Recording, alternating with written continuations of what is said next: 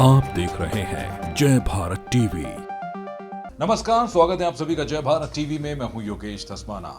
उत्तराखंड में होने जा रहा एक ऐसा उपचुनाव जिस पर सबकी नजरें हैं। जी हां, सीएम धामी की अग्नि परीक्षा, चंपावत उपचुनाव। ऐसे में कितनी तैयारी बीजेपी की तरफ से है, कांग्रेस की तरफ से आखिरकार कौन है वो स्टार प्रचारक जो अपने कांग्रेस प्रत्याशी के लिए चुनाव प्रचार में उतरेंगे, क्योंकि बेहद दिलचस्प चुनाव हो चला है, क्योंकि सीएम धामी उपचुनाव में उतरे हैं और ऐसे में उनके लिए एक कड़ी अग्नि परीक्षा मानी जा रही है।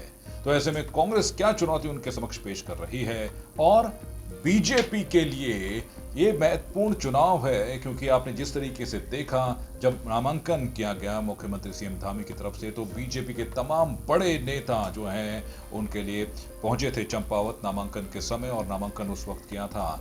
अब ये देखा जा रहा है कि आखिरकार चंपावत में जब चुनाव प्रचार होने जा रहा है तो आखिरकार बीजेपी और कांग्रेस की तरफ से कौन कौन से वो स्टार प्रचारक हैं जो अपने अपने प्रत्याशी के लिए यहां पर चुनाव प्रचार करेंगे।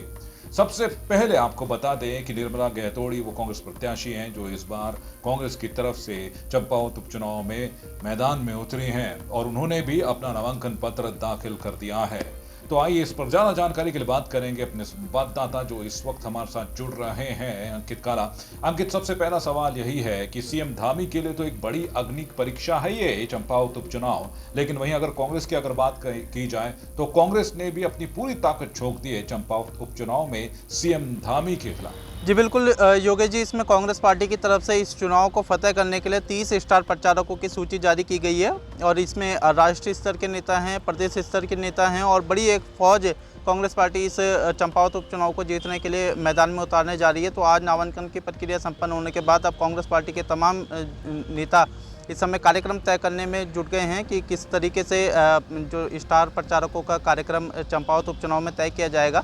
जहाँ तक सूची की बात करें तो उसमें निश्चित रूप से राहुल गांधी, प्रियंका गांधी, ये तो नाम है ही। इसके अलावा के सी वेणुगोपाल, तमाम जो राष्ट्रीय नेता हैं कांग्रेस पार्टी के, वो सभी स्टार प्रचारक बनाए गए हैं। इसके अलावा अगर हम प्रदेश स्तर की बात करें तो प्रदेश प्रभारी देवेंद्र यादव हैं, पूर्व कांग्रेस के प्रदेश अध्यक्ष हैं और नेता प्रतिपक्ष भी रह चुके हैं। प्रीतम सिंह उसमें शामिल हैं। मौजूदा नेता प्रतिपक्ष यशपाल आर्य इस स्टार प्रचारकों की सूची में शामिल है। तो इस तरीके से कांग्रेस पार्टी ने 30 स्टार प्रचारकों की सूची जारी करी है। लेकिन कुछ एक अगर हम इसके कांग्रेस पार्टी के स्टार प्रचारकों में देखें तो देखिए आप, जो खटीमा के विधायक हैं मौजूदा समय में भुवन कापड़ी, उनका नाम इसमें शामिल नहीं किया गया है। इसके अलावा खुशहाल सिंह अधिकारी हैं कांग्रेस पार्टी के विधायक लोहाघाट से, उनका नाम इसमें शामिल नहीं किया गया। तो जो जिन विधायक ने, भुवन कापड़ी ने, कांग्रेस के विधायक ने मुख्यमंत्री पुष्कर सिंह धामी को विधानसभा चुनाव में हराया, उनको आपने स्टार प्रचारक नहीं बनाया। तो ये कुछ एक सवाल हैं जो कांग्रेस पार्टी की तरफ से जो सवाल उठाए जा रहे हैं, तमाम जो विपक्षी दल हैं वो इस बात को उठा रहे हैं और ये हमें लगता है कि कहीं ना कहीं कांग्रेस पार्टी ने भुवन कापड़ी को स्टार प्रचारक न बना करके कहीं ना कहीं एक समीकरण को खराब करने की कोशिश करी है। लेकिन देखना होगा कि किस तरीके से कांग्रेस पार्टी की तरफ से जो 30 स्टार प्रचारकों की सूची निकाली गई है उनमें से कितने स्टार प्रचारक उत्तराखंड आते हैं और चंपावत उपचुनाव में उन क्या कुछ कमाल करके दिखाते हैं, इस पर भी हमारी निगाहें बनी रहेगी। तो ऐसे में क्या माना जाए, क्योंकि सीएम धामी जो है, एक आप लगाइए कि सीएम धामी के चुनाव प्रचार में जो है बीजेपी की तरफ से पूरी टीम उतर चुकी है, लेकिन अगर कांग्रेस की अगर बात करें तो कांग्रेस की तरफ से कौन स्टार प्रचारक रहेंगे, ये भी खबरें हैं कि निर्मला गहतोड़ी के चुनाव प्रचार में जो है स्वयं जो है प्रियंका गांधी पहुंचेंगी, राहुल गांधी पहुंचेंगे। कौन कौन से ऐसे स्टार प्रचारक हैं जो उनके लिए प्रचार करने चंपावत जाएंगे? जी बिल्कुल योगेश जी, अगर हम भाजपा की बात करते हैं तो भाजपा ने कांग्रेस पार्टी के स्टार प्रचारकों की सूची जारी होने के बाद अपनी भी एक स्टार प्रचारकों की सूची जारी करी है और एक लंबी चौड़ी फौज जो है वो कांग्रेस, माफ़ कीजिएगा, भारतीय जनता पार्टी इस चंपावत उपचुनाव को फतेह करने के लिए उतारी गई है। और जबकि अगर आप परिस्थितियां देखें तो करीब करीब ये परिस्थितियां भाजपा की तरफ ज़्यादा जाती हुई दिख रही है, लेकिन उसके बावजूद भी भारतीय जनता पार्टी इस उपचुनाव को हल्के में नहीं ले रही है। इस तरीके से आप इस चीज़ को समझ सकते हैं कि भारतीय जनता पार्टी ने कांग्रेस से भी 10 अधिक जो स्टार प्रचारक है उसकी सूची जारी करी है। और उसमें अगर हम नामों की बात करते हैं तो योगी आदित्यनाथ हैं, इसके अलावा भी भारतीय जनता पार्टी के तमाम राष्ट्रीय नेता हैं, चाहे स्मृति ईरानी हैं, इसके अलावा प्रदेश प्रभारी हैं दुष्यंत कुमार गौतम हैं, वो इसमें स्टार प्रचारकों की सूची में शामिल है। पूर्व मुख्यमंत्री त्रिवेंद्र सिंह रावत जो कि प्रदेश स्तर के नेता हैं वो इसमें शामिल है। इसके अलावा तीरथ सिंह रावत हैं, डॉक्टर रमेश पोखरियाल निशंक हैं। तमाम ऐसे बड़े नेता हैं जो इस भारतीय जनता पार्टी के स्टार प्रचारकों की सूची में शामिल हुए हैं और तमाम जो नेता हैं वो अब स्टार प्रचारक अब चंपावत में जा कर के भारतीय जनता पार्टी के पक्ष में, मुख्यमंत्री पुष्कर सिंह धामी के पक्ष में कहीं ना कहीं प्रचार करते हुए नजर आएंगे और जनता को से वादा करते हुए नजर आएंगे कि निश्चित ही अगर भारतीय जनता पार्टी की सरकार चाहे केंद्र की बात करें चाहे प्रदेश की बात करें तो डबल इंजन की सरकार की कहीं ना कहीं तारीफ करते हुए नजर आएंगे।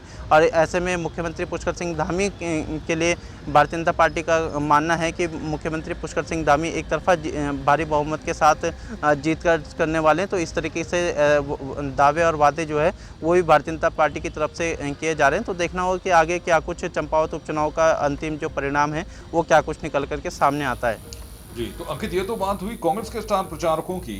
बीजेपी की अगर बात की जाए तो बीजेपी भी इस उपचुनाव में कोई कसर नहीं छोड़ना चाहती है। ऐसे में अगर बीजेपी के स्टार प्रचारकों की बात करें तो मुख्यमंत्री धामी के लिए कौन चुनाव प्रचार के लिए उतरेगा चंपावत के मैदान में? जी बिल्कुल योगेश जी, आपने सही कहा, क्योंकि मुख्यमंत्री पुष्कर सिंह धामी के लिए तो निश्चित ही अग्नि परीक्षा है और चूंकि उन्हें अभी दिखाना है कि राज्य सरकार या केंद्र सरकार की तरफ से जो कामकाज हो रहे हो उसमें जनता की मोहर भी लगवानी है।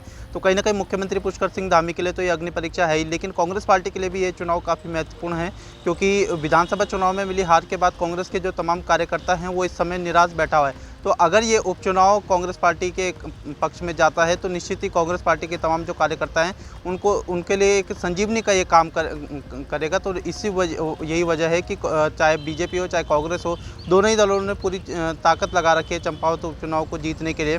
हालांकि अभी तो 31 मई का इंतज़ार किया जा रहा है कि जिस समय जनता देखना होगा किस तरीके से वोटिंग करती है और उसके बाद फिर परिणाम क्या कुछ निकल करके आते हैं। लेकिन दोनों ही दल अपनी तरफ से पूरी तैयारी कर रहे हैं योगेश जी। और भाजपा की तरफ से 40 स्टार प्रचारकों की सूची निकाली गई है, कांग्रेस पार्टी की तरफ से 30 स्टार प्रचारकों की सूची निकाली गई है। तो ये तमाम जो स्टार प्रचारक हैं वो अब चंपावत उपचुनाव में जनता के बीच में जाएंगे, जनता को समझाने की कोशिश करेंगे और बताने की कोशिश करेंगे कि आखिर क्यों चंपावत का उपचुनाव उनके लिए काफ़ी खास है।